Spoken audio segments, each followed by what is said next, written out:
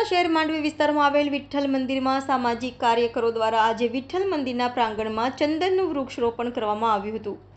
આધુનિકતા તરફ આગળ વધી રહેલી દુનિયામાં વિકાસના પંથે આપણે એવી ઘણી વસ્તુઓનો ઉપયોગ કર્યો છે જે પૃથ્વી અને પર્યાવરણ માટે ઘાતક બની રહી છે।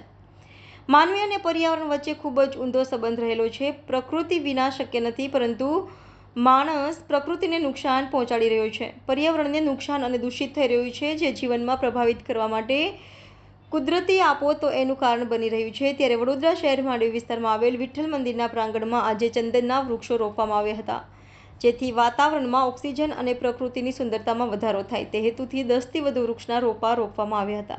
5 જૂન વિશ્વ પર્યાવરણ દિવસ ગયો, એને ધ્યાનમાં રાખીને આજે 9મી જૂને શ્રી વિઠ્ઠલનાથજી મંદિરમાં વૃક્ષારોપણનો કાર્યક્રમ કરવામાં આવે છે।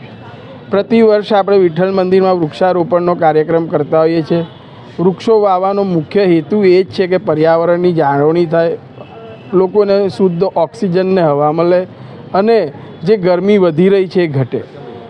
વૃક્ષો વાવવાના ઘણા બધા ફાયદાઓ છે, એ બધા જ જાણે છે, પણ આજે વિકાસની દોરમાં વૃક્ષો કપાતા જાય છે, એની સામે નવા વૃક્ષો નથી ઉગતા, એ એક કદાચ અધૂરો વિકાસ છે।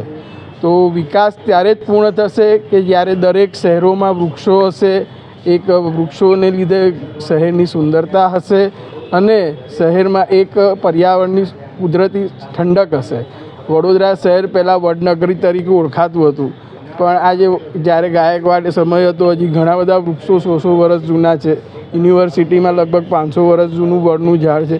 તો આવા વૃક્ષો જે હતા અને હવે રહ્યા નથી, એના કારણો આપણને ખબર છે। તો હવે કારણોની પાછળ એક જ વાત નીકળે છે કે ફરી આપણે આવા વૃક્ષો વાવીએ અને વડોદરાની જે જૂની ઓળખ હતી વડનગરી, તો વડનગરી તો ના કરી શકીએ, પણ વૃક્ષનગરી કરીએ કે જેને કારણે વડોદરાની સુંદરતા વધે। તો આજના આવા સુંદર દિવસે હું બધાને વડોદરાવાસીઓને અપીલ કરું છું કે આપણે બધા જ ભેગા થઈને વૃક્ષો વાવીએ, અને વાવીએ એટલું નહીં, વૃક્ષ 5 ફૂટનું ઊંચું ના થાય ત્યાં સુધી બધા ભેગા થઈને એની જાળવણી કરીએ કે જેથી કરીને એ વૃક્ષ આગળ જતાં શું લાભ આપે છે એ આપણે બધા જ જાણીએ છીએ, તે લાભ મેળવી શકીએ।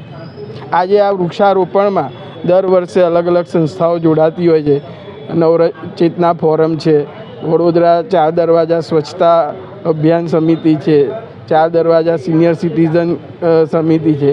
આ વખતે કરણી સેનાના સભ્યો પણ જોડાયા છે કે આ બધી સંસ્થાઓ વડોદરાના હિતમાં સતત વિચાર્યા કરે છે।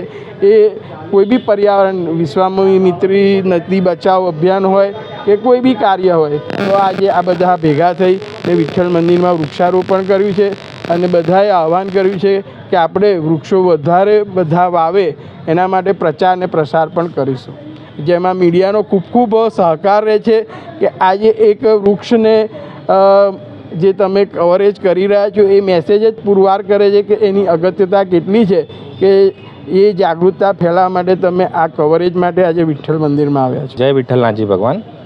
આજ રોજ વિશ્વ પર્યાવરણ ડે ગયો જે રીતે, એના નિમિત્તે વડોદરા શહેરમાં ઘણી બધી જગ્યાએ વૃક્ષો વાવવામાં આવ્યા છે અને નવચેતના ગ્રુપ, સામાજિક સેના, કરણી સેના, મરાઠા સમાજ, ઘણી બધી સંસ્થાઓ જે વડોદરામાં કામ કરે છે, 4 દરવાજા હિતરક્ષક સમિતિ, આ બધા સામાજિક કાર્યકરોએ મળીને વડોદરા શહેરમાં વૃક્ષો અલગ અલગ જગ્યા પર વાવવાનું નક્કી કર્યું છે, જેના અનુસંધાનમાં આજે વિઠ્ઠલ મંદિરમાં બાળકોના હસ્તે એક નાનું ચંદનનું ઝાડ લગાવવામાં આવ્યું અને બીજા 11 ઝાડો અહીંયા લગાવવામાં આવ્યા છે।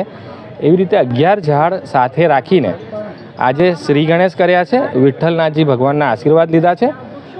વૃક્ષો હશે તો લોકોને ઊભા રહેવા માટે છાંયો મળશે, પક્ષીઓને ઘર મળશે, અને જે દિવસે દિવસે ગરમી વધી રહી છે એની જગ્યાએ વૃક્ષો વવાશે તો ઠંડક થશે અને તાપમાનનો પારો નીચે આવશે। વડોદરાના દરેક વ્યક્તિને અમારી એક વિનંતી છે અમારા બધા તરફથી કે દરેક જણ એક ઝાડ વાવે, જેથી કરીને વડોદરામાં ઝાડની વૃક્ષોની સંખ્યા વધે અને વડોદરા શહેરમાં વાતાવરણ થોડું ઠંડુ થાય અને પક્ષીઓને પણ રહેવાની જગ્યા મળે।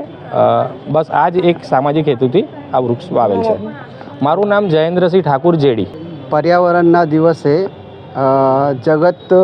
જગતના ભગવાન એવા શ્રી વિઠ્ઠલ મંદિરમાં આજે ચંદનનું વૃક્ષ વાવવામાં આવ્યું. અને હું તો કહું છું સારી દુનિયામાં, આખી દુનિયામાં છે ને દરેક માણસે એક એક ઝાડ લગાવવું જોઈએ. તો આવનારા દિવસોમાં આપણા હિન્દુસ્તાનમાં ઘણો બધો એમાં ફરક પડશે એવું મારું કહેવું છે.